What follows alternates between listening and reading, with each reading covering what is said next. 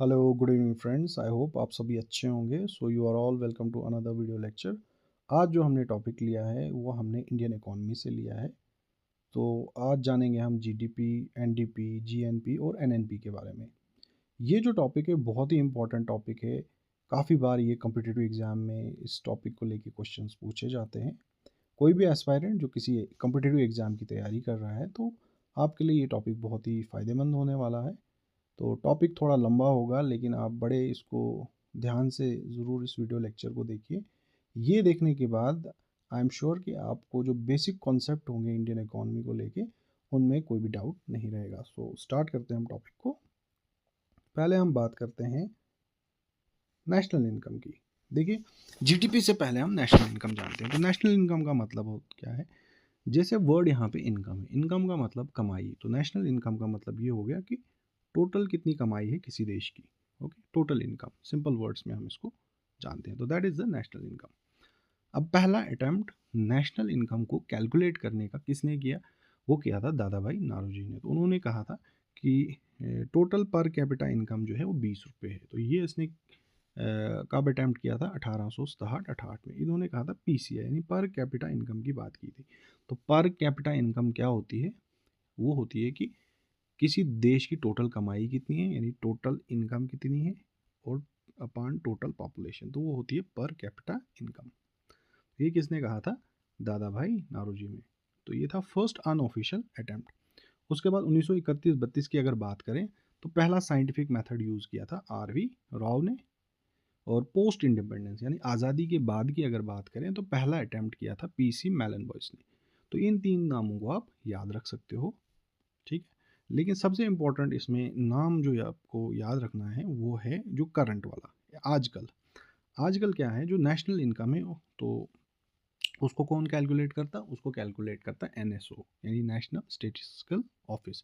और ये एनएसओ ये किसके एम्बिट में आती है, ये किस मिनिस्ट्री के अंडर आती है? ये आती है ministry of statistics and programme implementation. बहुत बार ये क्वेश्चन पूछते हैं कि नेशनल इनकम को कौन कैलकुलेट करता है? तो नेशनल इनकम जो हमारे देश की है उसको कैलकुलेट करता है एनएसओ।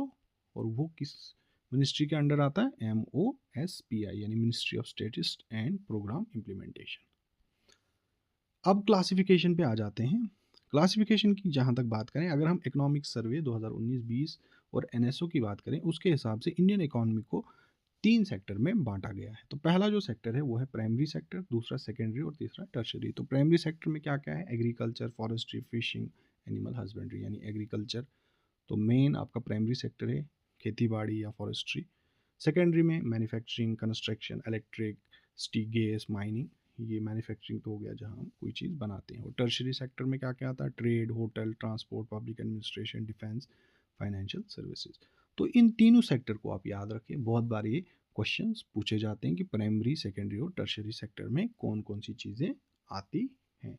तो एंड पे हम आपको कोई बुक का रेफरेंस भी दे देंगे जहाँ पे आप और इन चीज़ों के बारे में पढ़ सकते हो डिटेल में।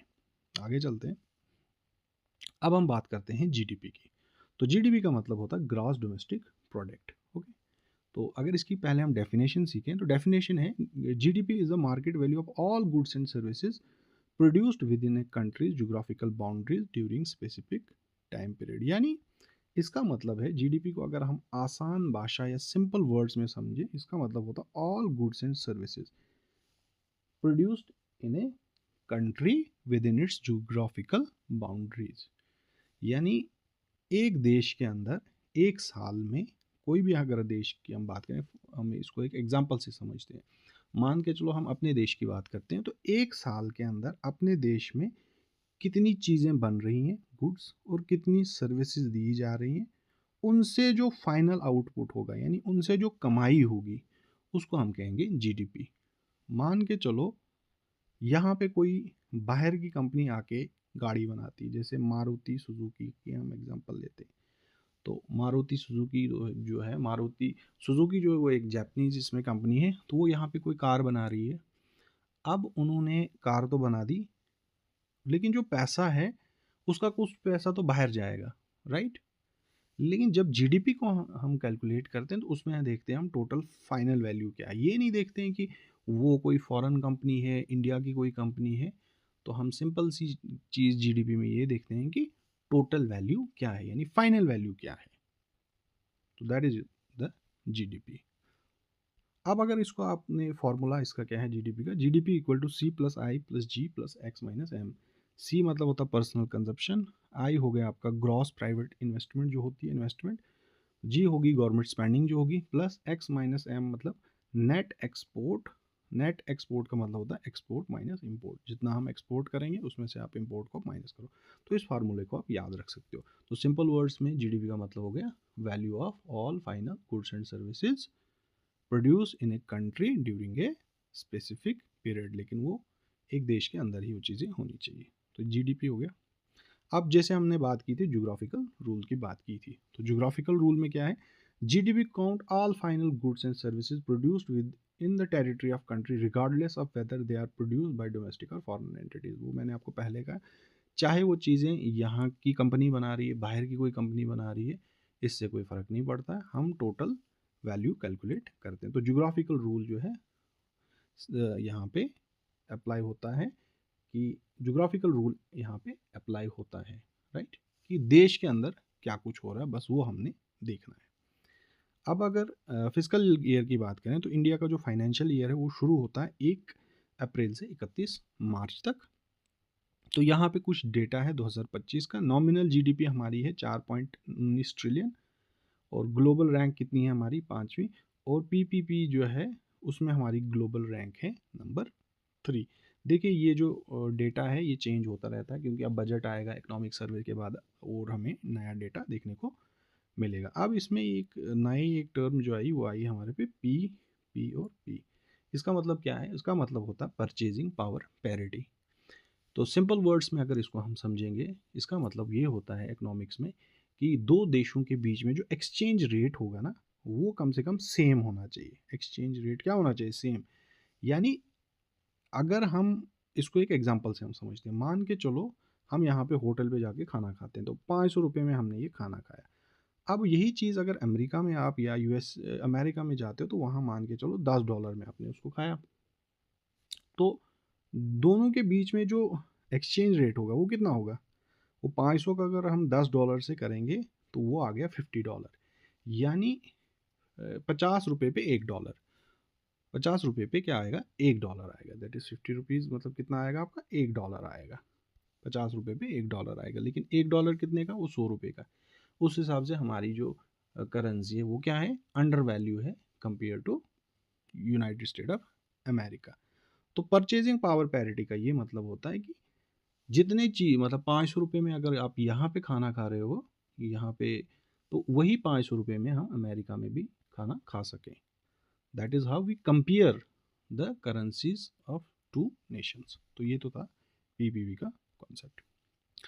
अब आगे हम चलते हैं, दो इंपॉर्टेंट टर्म्स आती हैं यहाँ पे, एक आता है रियल जीडीपी और दूसरा आता है नॉमिनल जीडीपी। तो नॉमिनल जीडीपी क्या मतलब है, nominal GDP measure economic output using current market prices. तो नॉमिनल जीडीपी का मतलब होता है सिंपल, तो इसमें क्या होता है कि करंट प्राइसेस को देखा जाता है और कुछ नहीं होता है, यानी कितनी चीज़ें बन रही है एक देश के अंदर और उसको हम मल्टीप्लाई करेंगे प्राइस के साथ, तो हमारे पास क्या निकलेगा, नॉमिनल जीडीपी। इसको भी हम एक एग्जांपल से समझते हैं।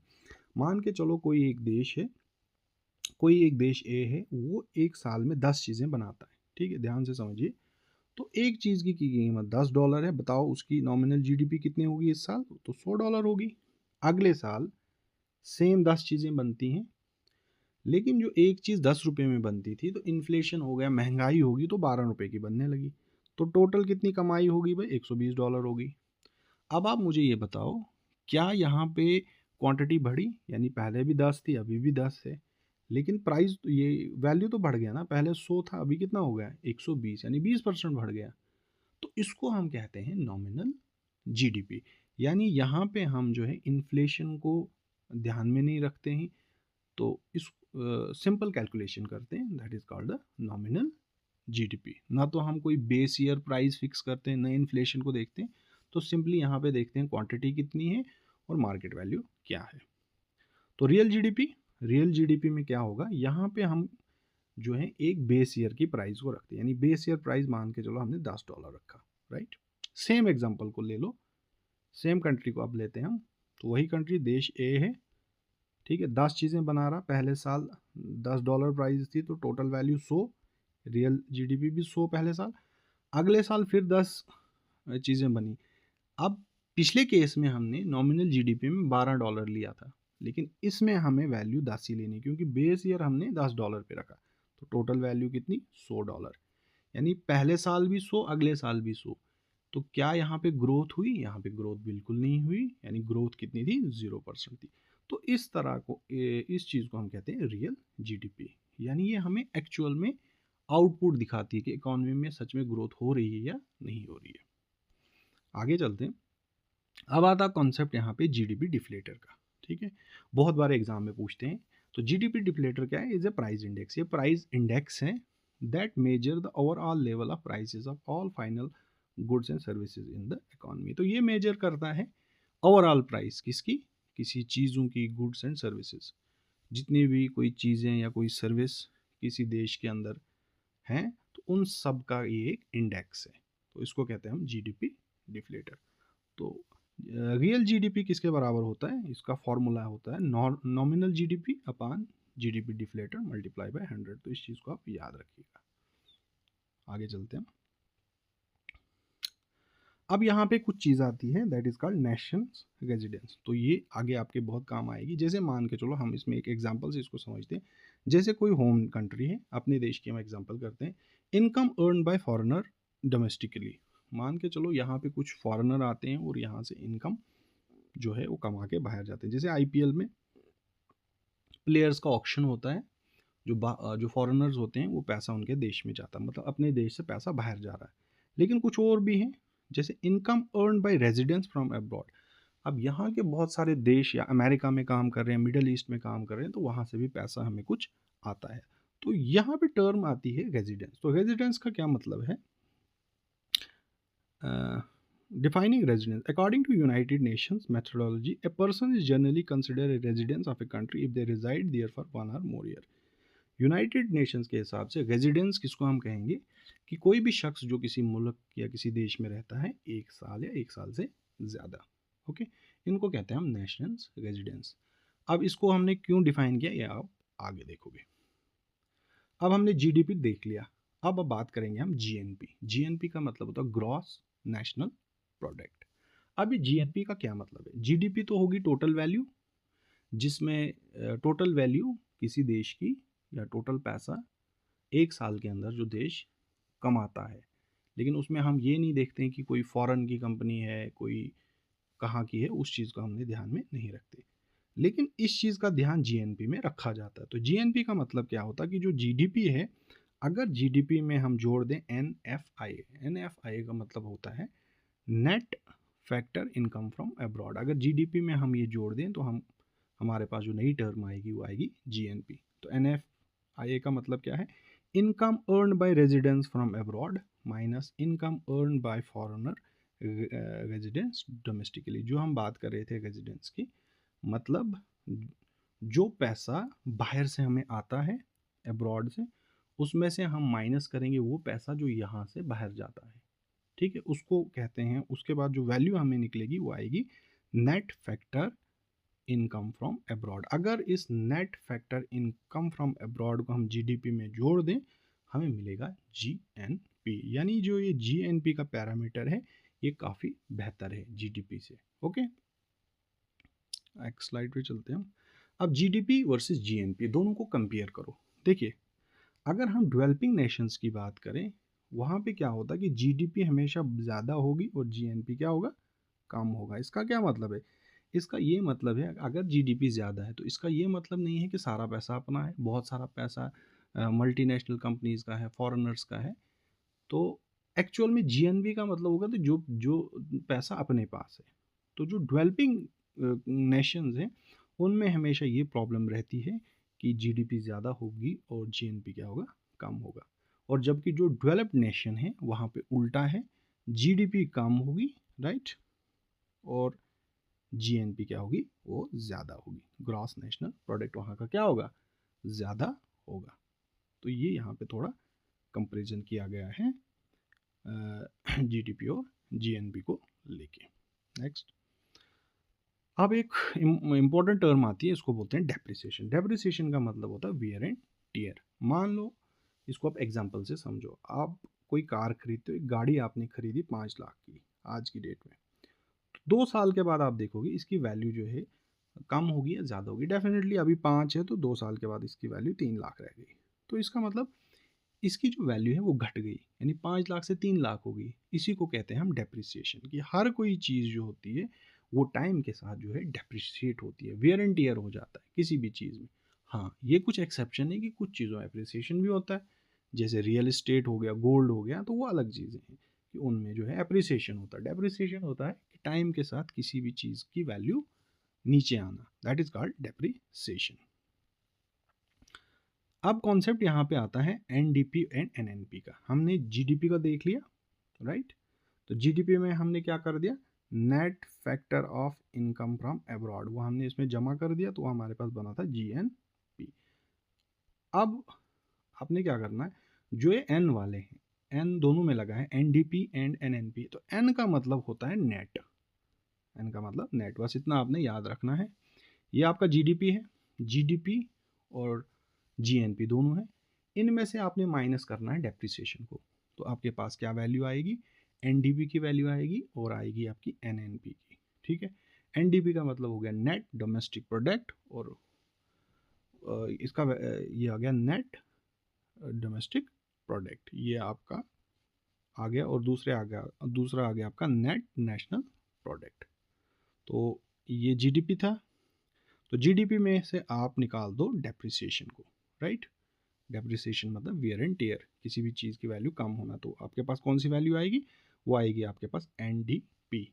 अगर आप जीएनपी में से डेप्रिसिएशन को माइनस करते हो तो आपके पास आएगी value, that is called NNP, net national product.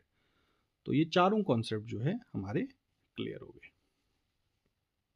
Next slide देखिए, मेजरिंग सस्टेनेबल वैल्यू एडेड। अगर हमें देश की इकॉनमी को जाना होगा कि सही है या अच्छी नहीं, तो कौन सा पैरामीटर हम यूज़ करते हैं, हम यूज़ करते हैं एनडीपी को यूज़ करेंगे, that is net domestic product, और यूज़ करेंगे हम नेट नेशनल प्रोडक्ट का यूज़ करेंगे।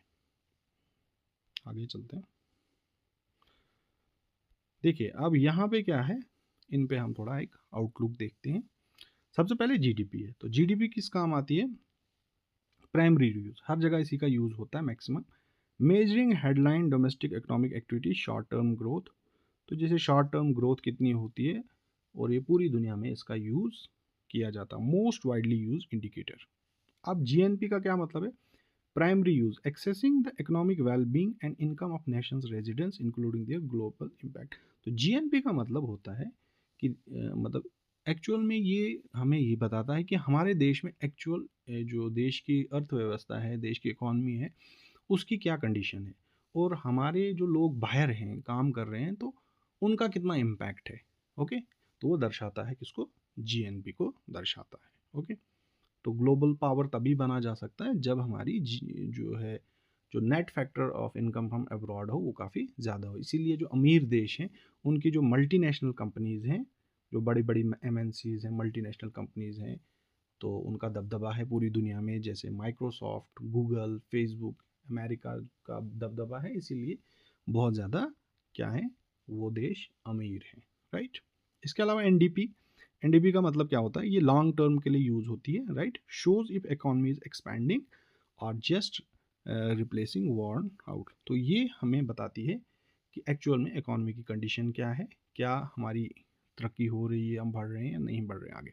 फिर आता है आपका NNP, primary use consider the purest measure of national net income and sustainable output capacity. यानी अगर हमने अपने देश की इकॉनमी को देखना होगा तो किसका हम यूज़ करते हैं, हम यूज़ करेंगे एनएनपी का। सबसे अच्छा पैरामीटर जो आपको वैल्यू दे सकता है वो है आपका एनएनपी। नेक्स्ट, अब इसमें एक दो कॉन्सेप्ट और नए आए हैं। एक तो आ गया मार्केट प्राइस और आ गया फैक्टर कॉस्ट। कभी कभी इसको लेके क्वेश्चन पूछते हैं। तो मार्केट प्राइस क्या होता है, the price at which goods and services are actually sold in the market. कोई भी चीज़ जिस प्राइस पे हम मार्केट में उसको बेचें, चाहे कोई सर्विस हम दे रहे हैं, तो उसको कहते हैं मार्केट प्राइस। दूसरा होता है फैक्टर कॉस्ट। फैक्टर कॉस्ट क्या होता है? फैक्टर कॉस्ट का मतलब ये होता है the total cost incurred for factor of protection. मतलब कोई भी चीज़ जब हम बनाते हैं तो उसमें जो चीज़ें हमें लगेंगी उनकी टोटल कास्ट क्या होगी। जैसे वेजेस, रेंट, वेज हो गई तनख्वाह देनी है किसी को, रेंट, इंटरेस्ट और profit. It exclude the effect of government intervention.